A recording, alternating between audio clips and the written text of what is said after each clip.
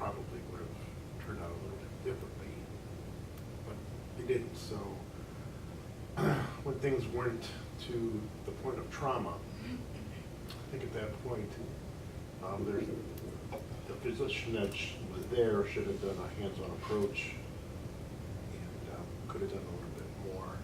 As far as the doctor coming in, who's to say? But when there's trauma involved, time means everything. Timing, minutes mean everything. So it all comes down to a matter of time. So something has to give, something has to change to improve this so things get better for you. And I can't help but think that through all of this, her husband was sitting there this whole time.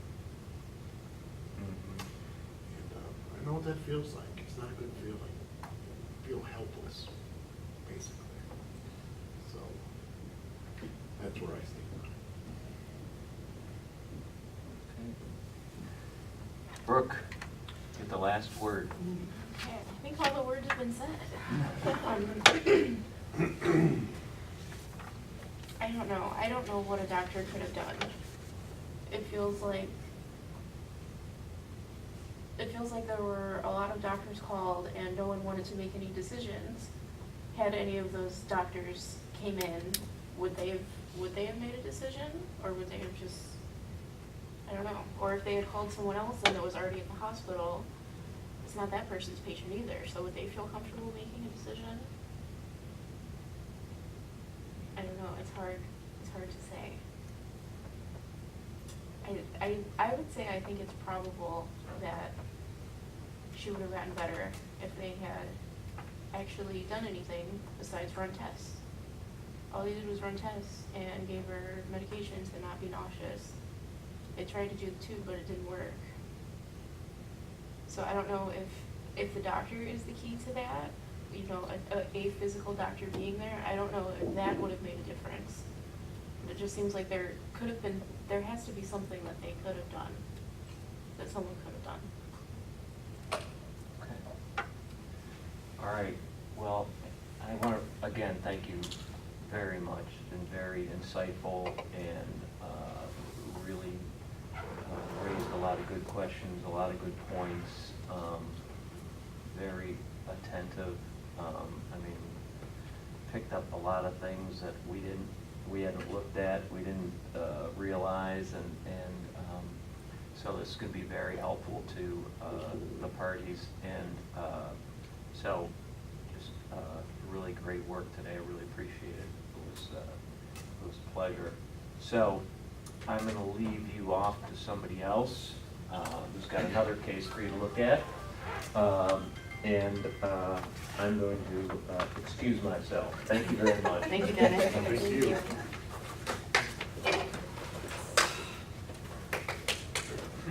Don't forget your phone.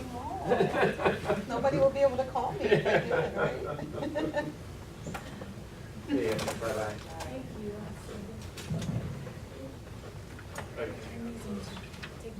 Hang on to those. Good afternoon, everybody. I'm Jeremy. I'll present this next case. Oh, thank you. Thank you. My job's the easy part. You had the hard part. So Lisa Mohammed Ila Isla. Constance. Is that right? Sherry. Okay. Sherry, Sean, Tammy, Renee, Patrick. Okay. Again, I'm Jeremy. All right. So this is a different type of case that we'll talk about now. It's a car crash case. Ready? Yeah, start. Okay. Okay, so this is a case about a car crash that happens on the I-90 westbound in Lake County at about 6 p.m. on a clear Saturday in May. Okay. This is actually just a photo from Google Maps. So this is okay, but this is the location of the car crash. Okay, so we're I-90 westbound. It's 6 p.m. Saturday in May. All right, the incident involves two cars. One car is a black SUV, the other car is a white Kia Optima. Okay? Both cars are traveling in the right lane. The black SUV is behind the white Kia. The SUV moves to the left lane and then back to the right lane in front of the Kia. The Kia takes evasive action to avoid contact with the SUV. The Kia drives to the left, off the road, into the grass median, and strikes the guardrail. Okay? So this is a little diagram of what happened. So this is the black SUV, this is the white Kia Optima. The black SUV gets into the left lane and then pulls back into the right lane, and the driver of the white Kia pulls the car to the left, off the road, into the grass, and strikes the guardrail. Okay?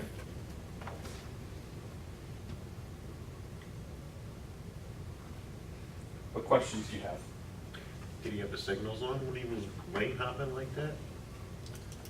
Which one, the black SUV or the white Kia? Black SUV. So I wanted to know if the signals were on. Okay, what other questions do you have?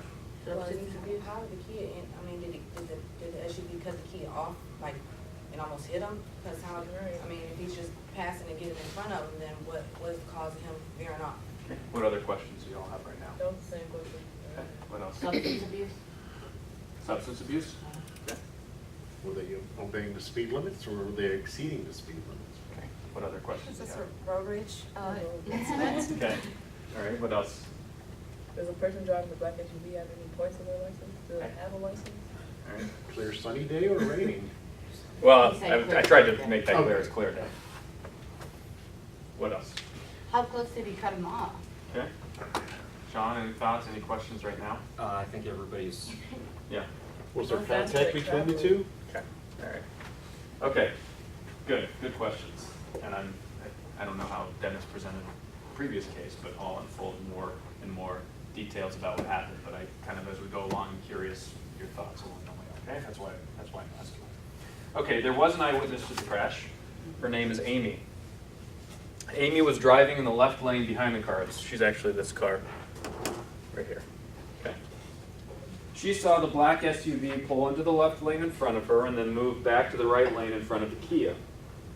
She saw the Kia react by swerving sharply to the left. Amy testified that although the cars did not make contact, if the Kia would not have swerved, the back bumper of the SUV would have hit the Kia.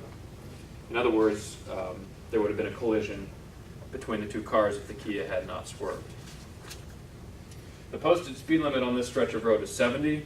Amy's testimony is that the two cars, both the SUV and the Kia, were driving faster than 80 miles an hour. How does she know that? Because she herself, Amy, was driving 80 miles an hour, and these two cars are driving faster than her. Now what questions do you have? I answered some of your earlier questions, but Did now... Amy get a speeding ticket? Okay. What else? If the back bumper of the black SUV was about to hit the Kia as it was coming back into the right lane, wouldn't the immediate reaction of a driver be to go to the right? Why did the Kia end up going to the left, especially with another car in the left lane? That just doesn't seem like a reaction that you would have if somebody's trying to cut you off like that. Immediately you're going to try and get away from their bumper. So it doesn't even seem like a natural reaction. It sounds like she panicked and overcompensated and got away from her. She couldn't have just hit the brake. I mean, yeah. I Slow mean, down. I think they knew each other. Okay. how old was she? How old was this person? How do you know that she's a female? Well, the person in general. You said this was in the morning or in the evening? About 6 p.m. Saturday night. Was it dark out? Well, it was clear. It was 6 p.m. It was early May, so it was daylight still. Okay. Okay. I'll keep going. All right. So Amy saw the Kia drive off the road into the median and strike the guardrail. After Amy saw the Kia crash, she slammed on her brakes and pulled over to the side of the road about parallel with the white Kia. Let me just show you a few photographs. Did the SUV stop? These are actual photographs taken by the state trooper after the crash. So you can actually see here the tire marks. of the Kia. A little better depiction of that. Everyone see those marks? And this is the car into the guardrail. Okay, so Amy, the eyewitness, she pulled off to the side of the road and she parked about parallel to this car and stopped and got out of her car. She went to the Kia and saw that there were 4 people inside, the driver, front seat passenger, and 2 back seat passengers. Amy ran back to her car and got a blanket for one of the back seat passengers so that the passenger could lie on the grass. Unfortunately, the passengers were stuck inside and couldn't get out, so Amy stayed with the passengers in the back seat and talked to them to keep them alert until the paramedics arrived. And Amy stayed until the helicopters arrived to fly the people in the car to the hospital. Everyone in the car was severely injured, but nobody died. Questions? Did the SUV keep going? Okay, what else? What other questions? Is it possible that the driver or the other passengers were under the influence? Okay. Did the airbags deploy in that Kia? Okay. Brooke, any thoughts? Any questions right now? No. What are the ages? I think someone already asked that. but- You want to know the ages Like of? the driver, Driver, the yeah. kids in the back, or people in the back. Kids. Okay, so Amy pulled her car over to the side of the road. She saw the black SUV pull over to the right side of the road and park under the bridge. So this is a Google Maps photo, but it's the same area. Okay, so this is the guardrail that the Kia crashes into. Amy pulls to the side of the road and parks here. She sees the black SUV pull over to the side of the road and park here. Okay? She sees the driver of the SUV step out of the car, and Amy immediately recognizes her. So now I'm going to explain how Amy recognized her. Okay? So at the time of the crash, Amy was coming home from the Lake Erie Correctional Institution. She had spent 2 hours at the jail visiting her husband. The driver of the black SUV also happened to be visiting her boyfriend at the jail at the same time. So Amy recognized the driver of the SUV from the jail.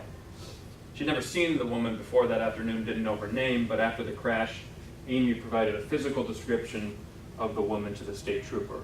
African-American woman wearing cuffed blue jeans, bob-cut bangs, and a brown shirt. Amy also stated that the woman had 3 children with her at the jail. So the state trooper took this information and went to the jail to obtain the video footage from the visitors area of the jail. And the video shows a woman matching the physical description of the driver of the black SUV, with the exception of the shirt being green, not brown. The jail's visitor log shows the name of the woman. The woman's name is Mary. Mary signed out of the jail at 5:27 p.m. Amy, the eyewitness, signed out at 5:28 p.m. In addition, the visitor log shows that Mary had 3 children. In the visitor's log, Mary was required to list the vehicle she arrived in to the jail. And here's what she wrote. Chevy Cruze, gray, license plate. Mary testified that she was driving the Chevy Cruze to the jail and then back home from the jail. And so she was driving the Chevy Cruze at the time of the accident, not a black SUV. Mary has, however, admitted the following. She was at the scene of the accident. She was at the jail that afternoon. She had 3 children with her at the jail and in her car. She was going around 80 miles an hour at the time of the accident. She was driving near the white Kia. At one point she was behind the Kia, and at another point she was in front of the Kia. She changed lanes prior to the accident. She saw the Kia drive off the road and into the guardrail.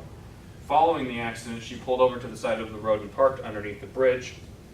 She saw the woman from the jail, that's Amy, the eyewitness, and Mary said that she left the scene once she heard the sound of a siren. Okay. Now let's discuss your thoughts. Let's go around the room, Lisa. The question becomes, how did it end up here in terms of her cutting off the other vehicle? I still don't understand how that all came about. I think it's more it sounds more personal than it was an accident. It's kind of coincidental that they were at the same place. And it's just a floating thought. It does seem like something that would happen on I-90 especially. But the question is, where are we getting the black SUV from, and where does this Chevy Cruze come into play?